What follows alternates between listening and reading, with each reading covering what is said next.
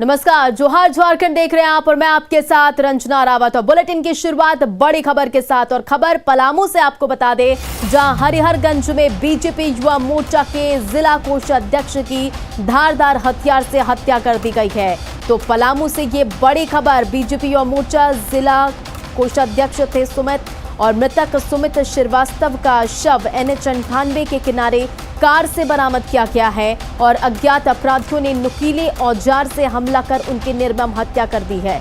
मृतक के गर्दन के दाहिनी और नुकीली औजार से गोदने का निशान है, और मृतक के पिता के मुताबिक रात में खाना खाने के बाद सुमित अपने होटल में सोने गया था, जहां से फोन आने पर होटल से कार से निकला था, जिसके बाद आज सुबह उसका शव बरामद किया गया। और घटना से नाराज व्यवसायियों ने हरिहरगंज बाजार बंद रखने का निर्णय लिया है।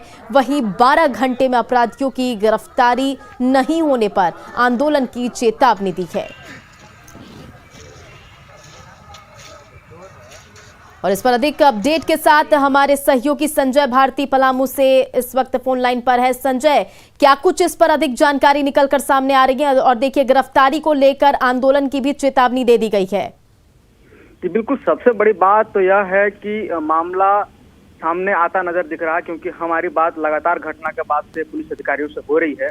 उन्होंने बताया कि CCTV के फुटेज के आधार पर कार्रवाई की जा रही है। हालांकि चूंकि मामला अनुसंधान में है तो बहुत कुछ बताना मीडिया के सामने उन्होंने कहा है कि नहीं बताया जा सकता, मगर जो CCTV फुटेज है उससे साफ दिख रहा है कि कुछ अपराधी जरूर इसी गिरफ्त में आए। क्योंकि होटल से निकलते वक्त आपको बता दें कि करीब 12 बजे का रात का समय था, जब सुमित श्रीवास्तव अपने होटल से एक फोन आने के बाद मित्रों के साथ गए, और सुबह उनका शव जो है सड़क किनारे मिलता है उनकी कार से, जो टेरेनो की कार थी उनकी, उससे वहाँ शव बरामद किया गया है। हालांकि अभी पुलिस अधिकारी, तमाम अधिकारी, जिले के बड़े अधिकारी जो हैं वहां पहुंचे हुए हैं, और मामले की छानबीन लगातार जारी है। आपको बता दें कि सुमित श्रीवास्तव भाजपा युवा मोर्चा के जिला कोषाध्यक्ष हैं, और उनके पिता विजय सिन्हा एक अधिवक्ता भी रहे हैं। और आप उसके घर की दूरी, जहां से वो खाना खाने के बाद करीब 10 बजे के बाद वो अपने घर से निकले, और 100 मीटर की दूरी पर उनका होटल है जिसका नाम अमृत होटल है। उसी होटल में वो अक्सर रात में सोया करते थे।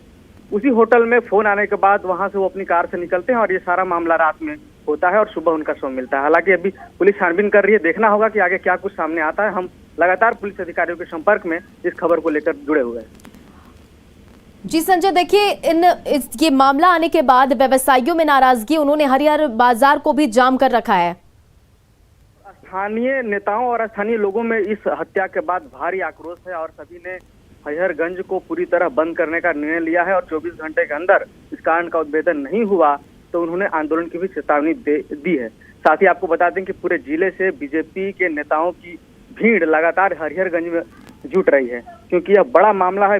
बीजेपी युवा मोर्चा के जिला कोषाध्यक्ष रहे हैं, और आपको बताते हैं कि पलामू में एक ही साल में यह तीसरी घटना है जब बीजेपी के कार्यकर्ताओं के साथ ऐसी घटना हो रही है। पहले भी पांकी में जीतू गुप्ता, जो बीजेपी के कार्यकर्ता थे, उनकी हत्या कर दी गई थी। वहीं पांकी में भी एक बीजेपी नेता की बेटी की हत्या कर दी गई थी। यह तीसरा मामला सामने आ रहा है पलामू में जब बीजेपी कार्यकर्ता के साथ कोई घटना हुई है। जी संजय, इन तमाम जानकारियों के लिए बहुत बहुत शुक्रिया।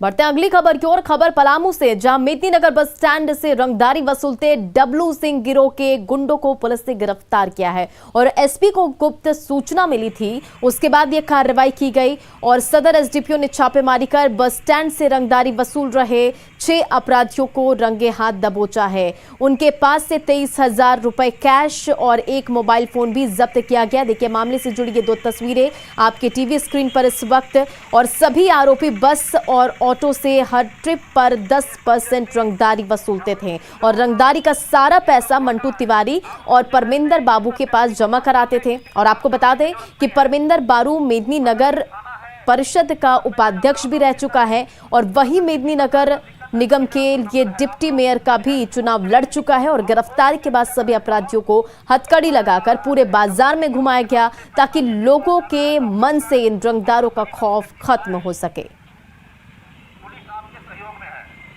पलामू पुलिस को लगातार सूचना मिल रही थी कि बस स्टैंड, ऑटो स्टैंड से डब्लू सिंह गिरोह के लोग डरा धमका के रंगदारी वसूलते हैं, और यह प्रक्रिया वर्षों से चली आ रही थी। हम लोगों ने पहले भी कई गिरफ्तारियां की थी जो लोग रंगदारी वसूल रहे थे, लेकिन आज फिर सूचना मिली कि आज फिर से उसके गैंग के लोग जो है पैसा वसूल रहे हैं। और तब मुझे गोपनीय सूचना मिली कि ये जो है बस स्टैंड के बगल में एक श्री राम बस का डिपो है, वहाँ पर लोग बैठे हुए हैं और पैसे की गिनती भी कर रहे हैं, वसूली भी हो रही है और गिनती भी हो रही है। तो मैंने सदर SDPO के विजय शंकर को कहा कि आप तुरंत जाके छापेमारी कीजिए, और इन लोगों ने जब छापेमारी की तो लोग रंगे हाथों रंगदारी वसूलते हुए पकड़े गए। कुल 6 आदमी की गिरफ्तारी हुई है और उन 6 से पूछताछ की जा रही है। इन 6 ने जिस 2 अन्य आदमी का नाम बताया है वो भी FIR में नामजद होंगे। हम पूछताछ कर रहे हैं, अभी उसका तलाशी जारी है। हम देखते हैं, जैसे कुछ सूचना मिलता है तो आप भी बताइएगा। तो अभी तक परमेंद्र बाबू नहीं हाथ लगा है। एक परमेंद्र बाबू है, दूसरा मंटू तिवारी है, दोनों का नाम सामने आया है। तो अभी दोनों भागे चल रहे हैं, जैसे पकड़ेंगे तो आगे कुछ खुलासा होगा तो आगे हम आपको बता पाएंगे। और इधर राजधानी रांची में नशे के सौदागर अपना जाल बिछा चुके हैं और नशे के सौदागरों के निशानों पर राजधानी के युवा वर्ग हैं। रांची के लोअर बाजार इलाके में पुलिस ने गिरोह का खुलासा करते हुए 6 ब्राउन शुगर तस्करों को दबोच लिया है और ब्राउन शुगर तस्करी के आरोप में पकड़े गए सभी तस्कर विभिन्न थाना क्षेत्रों में ब्राउन शुगर की सप्लाई करते थे। ये 2 तस्वीरें देखिए जहां गिरोह के सदस्यों को पुलिस ने गिरफ्तार कर लिया है और 32 ग्राम ब्राउन शुगर के साथ इन्हें पकड़ा गया है और बाकायदा एजेंट को भी इन्होंने हर थाना क्षेत्र में एक्टिव कर रखा था और अपराधियों के पास से करीब 32 ग्राम ब्राउन शुगर बरामद किया गया है। सर्वप्रथम छापामारी नयाटोली चौक लोअर बाजार थाना अंतर्गत की गई, जहां 3 लोगों को ब्राउन शुगर के साथ गिरफ्तार किया गया। उन सभी ने ब्राउन शुगर के इस अवैध तस्करी और बिक्री को स्वीकार किया और इनकी निशानदेही पर पुनः अरगोड़ा तालाब के पास और अरगोड़ा चौक के पास एक गली में छापामारी की गई, जहां से और 3 लोगों को गिरफ्तार किया गया। सभी के पास से ब्राउन शुगर की पुड़िया बरामद हुई है और उन लोगों ने इस बिक्री में अपनी संलिप्तता को स्वीकार किया। और गिरिडीह में खाने में स्वादिष्ट मछली नहीं बनाने पर पति ने पत्नी की पीट कर हत्या कर दी। साथ ही इसे आत्महत्या साबित करने के लिए इसके मकसद से शव को फंदे से भी लटका दिया। और आपको बता दें घटना बिडनी प्रखंड के बलगो की है और मृतक के बेटे के मुताबिक रात में मछली बनाने को लेकर मां और पिता के बीच विवाद हुआ था, जिसके बाद मां की पीट कर हत्या कर दी गई और शव को फांसी के फंदे से लटका दिया गया। वहीं मृतका के भाई ने दहेज की डिमांड पूरी नहीं करने पर बहन की हत्या का आरोप लगाया है। पुलिस फिलहाल पूरे मामले की छानबीन में जुटी हुई है। हम लोग इधर आए तो यहाँ पर देखें खाली बच्चा और बाकी सब घर वाले सब भाग गया था, कहाँ से कहाँ चला गया पता नहीं और अभी तक आए नहीं। मतलब मेरा बहन को ऐसे मार के टांग दिए और मतलब कि वो लोग बता दिए कि वो अपने मतलब तुम्हारा बहन फांसी लगा लिया है। और बहुत समस्या है, मतलब थोड़ा दहेज का तिलक दहेज का पैसा मांग कर रहा था, 1 लाख रुपये एक गाड़ी। हम लोग भी गरीब आदमी नहीं दे पाए, तो वही कारण रोज़ के रोज़ झगड़ा करता था वो लोग। तो ऐसा हुआ मतलब तो यहाँ पर पता चला कि फुल फैमिली मिल के मेरे बहन को ऐसे काम कर दिया गया है। और बड़ी खबर आपको रांची से बता दें, TGT अभ्यर्थियों के विरोध प्रदर्शन को लेकर रांची प्रशासन अलर्ट। झारखंड स्थापना दिवस के मौके पर जिला प्रशासन अलर्ट। तो ये बड़ी खबर आपको रांची से बता रहे, जहां TGT अभ्यर्थियों के विरोध प्रदर्शन को लेकर रांची प्रशासन अलर्ट मोड में है और रांची प्रोजेक्ट भवन के आसपास से सुरक्षा व्यवस्था बढ़ा दी गई है। प्रोजेक्ट भवन के 200 मीटर की परिधि में निषेधाज्ञा लागू और प्रोजेक्ट भवन के आसपास धरना प्रदर्शन जुलूस पर रोक लगा दी गई है।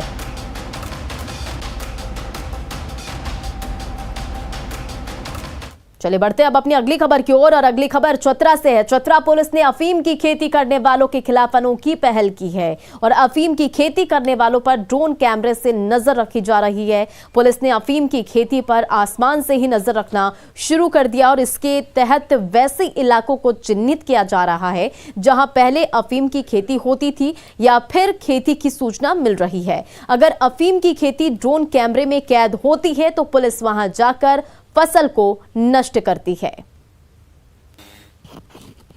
ये एक नया प्रयोग होगा कि ड्रोन के माध्यम से हम लोग बिल्कुल ऐसे क्षेत्र जो सामान्य तौर पर हमें नहीं दिखते हैं और जिसका लोग फ़ायदा उठाते थे उन्हें भी हम देखेंगे और वहाँ पे भी जाकर पुलिस जाकर कार्रवाई करेंगे। उसमें सभी महत्वपूर्ण जो प्रखंड और ऑफिसेज हैं, ब्लॉक ऑफिसेज हैं, सभी जगह पे हम लोग ये पोस्टर लगाएंगे।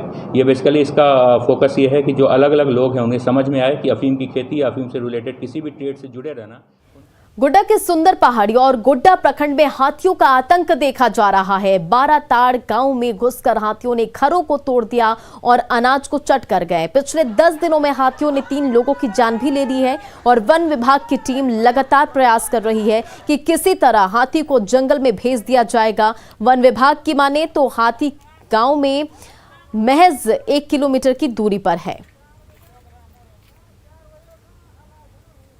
तो गोड्डा से आप ये तस्वीरें देख रहे हैं जहां हाथियों का आतंक जारी है और हाथियों ने कई घरों को भी तोड़ा और लोगों में दहशत का माहौल है। ये लालपुर जंगल से निकलकर 12 टाड़ गांव है, बगल में ही है लालपुर जंगल के, वहीं पर एक आदमी का घर तोड़ा है। तो इससे पहले करीबन कितने लोगों की मौत हाथी इससे हो चुकी है? गोड्डा ज़िले की बात है तो गोड्डा ज़िला में कुल 3 लोगों की मौत हो चुकी है, एक घायल है जो मतलब खतरे से बाहर है।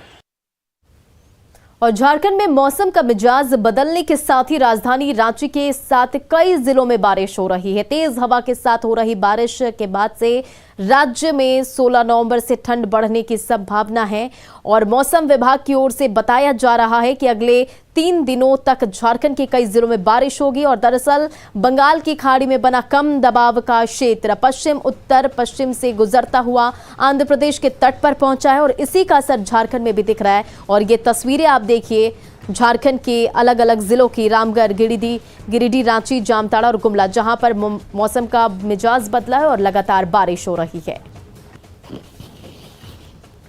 और मौसम के बदलते मिजाज से राजधानी रांची में लोगों का जनजीवन अस्त व्यस्त नजर आ रहा है। एक तरफ ठंड जहां बढ़ती जा रही है तो दूसरी तरफ अगर बारिश का कहर जारी रहा तो राजधानी के निचले इलाकों में जल जमाव का खतरा बढ़ जाएगा। रांची में लगातार हो रही बारिश से लोगों की बढ़ी परेशानी का जायजा लिया न्यूज़ 18 के संवाददाता ओम प्रकाश ने।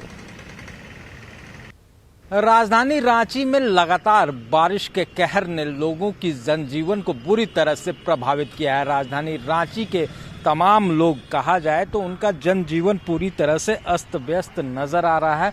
आम लोग जो हैं वो परेशान हैं। सर, कितनी परेशानी हो रही है लगातार बारिश की वजह से? बारिश से तो थोड़ा परेशानी होता है, जाने आने का बहुत तकलीफ होता है। और क्या, ठंड भी काफी बढ़ रही है। ठंड भी ज्यादा नहीं, थोड़ा ठंड बढ़ रहे हैं, आगे भी ऐसा मालूम होता है बढ़ेगा। तो जाहिर तौर पर आम लोग भी पूरी तरह से परेशान हैं क्योंकि बारिश की वजह से लोगों को आने जाने में भी परेशानी हो रही है। अपने महत्वपूर्ण कार्य तक लोगों को करने में थोड़ी दिक्कतों का सामना करना पड़ रहा है। बहुत ज़्यादा असर पड़ रहा है, जिसका रोज कमाना खाना है उस पर बहुत ज़्यादा असर पड़ रहा है। जो दुकानदारी भी करते हैं उस पर भी बहुत ज़्यादा असर पड़ रहा है। गरीबों को खासकर बहुत ज़्यादा असर पड़ रहा है। इसमें बहुत अस्त व्यस्त हो गया है, स्वाभाविक है अस्त व्यस्त होना काफी है। बारिश की वजह से जहां ठंड एक तरफ बढ़ती जा रही है वहीं दूसरी तरफ कहा जाए तो महामारी का भी खतरा बढ़ता जाता है क्योंकि ज्यादातर जगहों पर रांची के कई निचले इलाके हैं जहां पर जल जमाव की स्थिति पैदा हो जाती है और उन इलाकों में डेंगू, मलेरिया जैसे जो मच्छर हैं वो भी मिलने लगते हैं जिससे कि इन बीमारियों का खतरा बढ़ता है। पिछले बार ज्यादा बारिश में वाटर लॉगिंग की समस्या यहाँ पे ज्यादा हो गई थी, तो शायद इस बार भी अगर इसी तरह कंटिन्यू रहा तो प्रशासन ने अभी तक तो ऐसा कुछ किया नहीं है जिसके कारण वो चीज़ हटाया जा सके।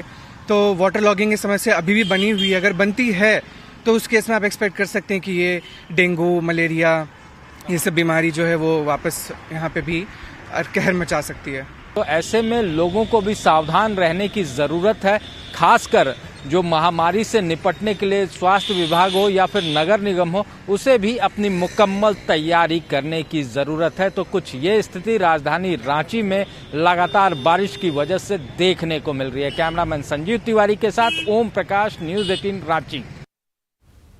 और झारखंड में हेमंत सरकार पर सहयोगी कांग्रेस की प्रेशर पॉलिटिक्स कर रही है। कल सीएम से कांग्रेस विधायकों ने मुलाकात की और कई मुद्दों पर मजबूती से अपनी बात रखी। कांग्रेस का दावा है कि कई मुद्दों पर सहमति बन गई है।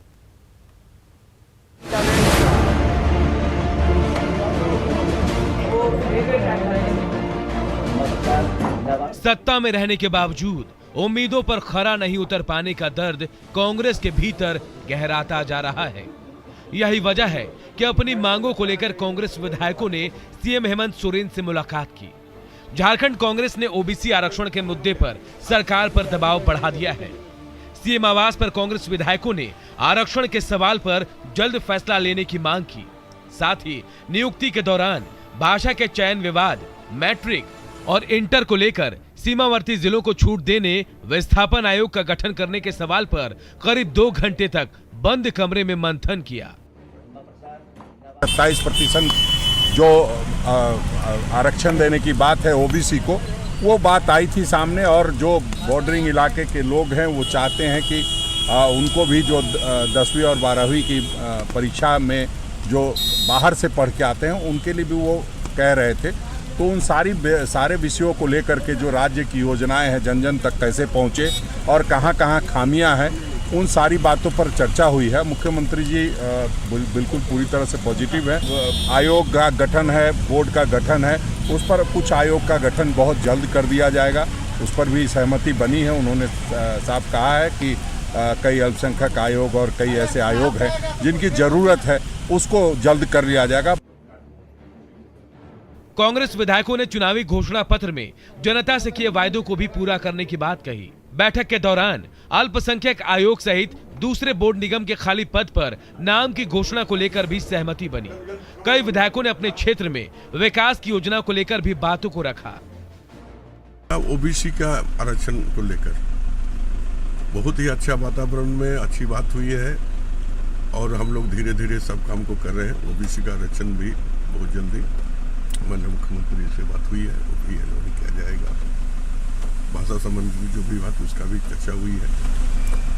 और जो है कि विस्थापन का एक मामला है जो सब वर्षों से है, उसका भी निष्पादन किया जाएगा।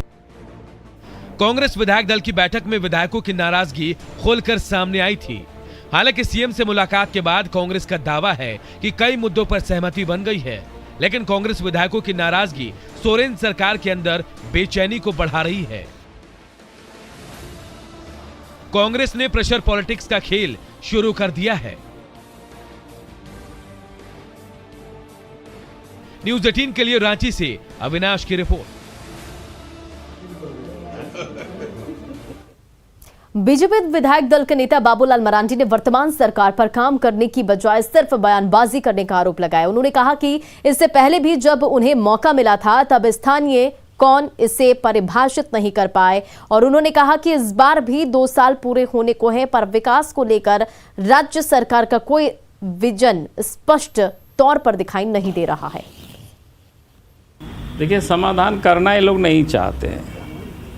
पिछले बार भी एक सरकार स्थानीयता को लेकर के गिरा दिए थे, हेमंत सोरेन नहीं गिराए थे, हमें याद है। फिर लगभग 2 साल तक वो मुख्यमंत्री रहे, कुछ किया नहीं। अभी भी वैसे ही कर रहे, 2 साल अब तो होने को चला है। 29 दिसंबर को इनके कार्यकाल का 2 साल पूरा हो जाएगा, तो क्या किया? ऐसे ही कर रहे, नाटक कर रहा है। भाई क्या दिक्कत है? भाई बना दो, बता दो जो झारखंडी अपने आप को कहता है वो झारखंडी है, उनको देख लेना, नहीं क्या दिक्कत है।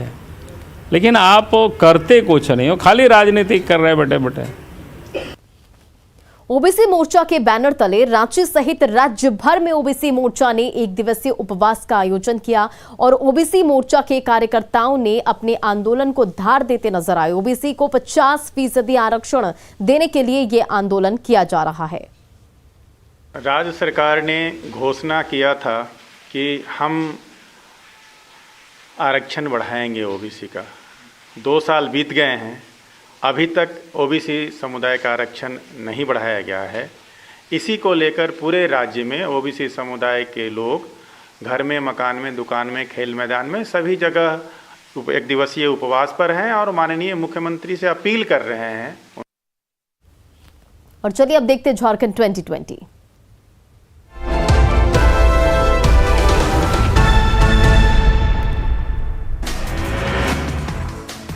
गुमला पुलिस ने घाघरा में महिला सुनीता उरांव हत्याकांड का खुलासा कर दिया है। पुलिस ने मामले में 3 आरोपियों को गिरफ्तार कर लिया है।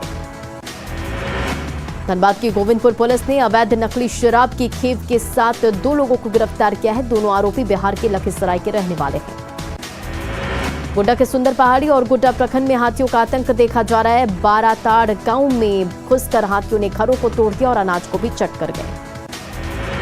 पलामू में बस और ऑटो से वसूली करते रंगे हाथ पकड़ाए कुछ युवक। पुलिस ने हथकड़ी लगाकर रंगदारों को बाजार में परेड कराई।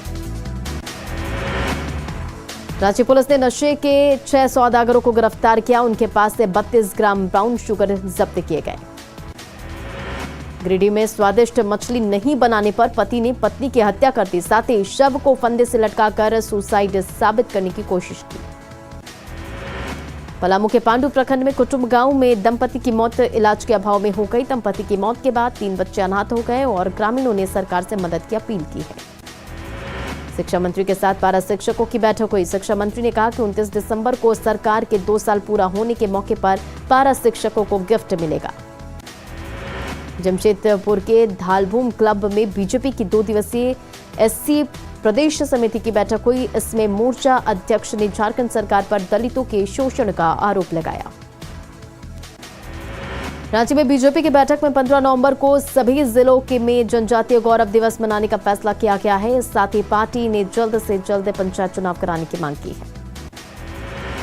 बीजेपी नेता बाबूलाल मरांडी ने वर्तमान सरकार पर सिर्फ बयानबाजी का आरोप लगाया। उन्होंने कहा कि विकास को लेकर सरकार कोई विजन नहीं दिख रहा है। रांची चौपन इंटरसिटी एक्सप्रेस के रूट बदलने का विरोध जारी है। हजारीबाग सांसद जयंत सिन्हा के साथ बड़कागांव विधायक अमर प्रसाद ने इसे बड़काखाना होकर चलाने की मांग की है। ओबीसी मोर्चा के बैनर तले राज्य भर में ओबीसी मोर्चा में 1 दिवसीय उपवास का आयोजन किया गया और ओबीसी को 50% आरक्षण देने के लिए ये आंदोलन किया जा रहा है। राज्य में सरकार ने नई जल कर नीति को लागू कर दिया है। नई कर नीति के दायरे में बीपीएल परिवार भी आ गए हैं और नई जल कर नीति का रांची की मेयर ने विरोध किया है। जमशेदपुर के जुगलसलाई में आरओबी रेलवे ओवरब्रिज बीते 3 साल से निर्माणाधीन है। पूर्व मुख्यमंत्री रघुवर दास ने इस ओवरब्रिज का शिलान्यास किया। हॉकी की नर्सरी सिमडेगा में अब बॉडी बिल्डिंग का क्रेज दिखने लगा है। Body building mister Asia and servo Singh ने सिमडेगा में युवाओं को बॉडी बिल्डिंग को लेकर टिप्स दिए। गिरिडीह के अमान अली ने फोटोग्राफी की दुनिया में भारत का नाम रोशन किया। उन्हें स्कॉटलैंड के ग्लासगो में फोटोग्राफी एग्जीबिशन में environmental photographer of the year चुना गया है। आजादी के अमृत महोत्सव के मौके पर गढ़वा में सभी लोगों को कानून की जानकारी देने का कार्यक्रम समापन हो गया है और इस कार्यक्रम के मौके पर प्रभात फेरी निकाली गई। रामगढ़ में आजादी के अमृत महोत्सव के तहत पतरातू प्रखंड मुख्यालय में प्रभात फेरी निकाली गई। इसमें देश सेवा के साथ ही सामाजिक समरसता बनाए रखने का संकल्प लिया गया। धनबाद रेल मंडल के बड़काखाना जंक्शन पर 100 फीट ऊंचे राष्ट्रीय ध्वज का लोकार्पण सांसद जयंत सिन्हा ने किया। 100 फीट ऊंचे तिरंगे को देखने बड़ी संख्या में लोग पहुंच रहे हैं। और जोहार झारखंड के इस बुलेटिन में फिलहाल इतना ही। बने रहे आप न्यूज़ 18 बिहार झारखंड के साथ।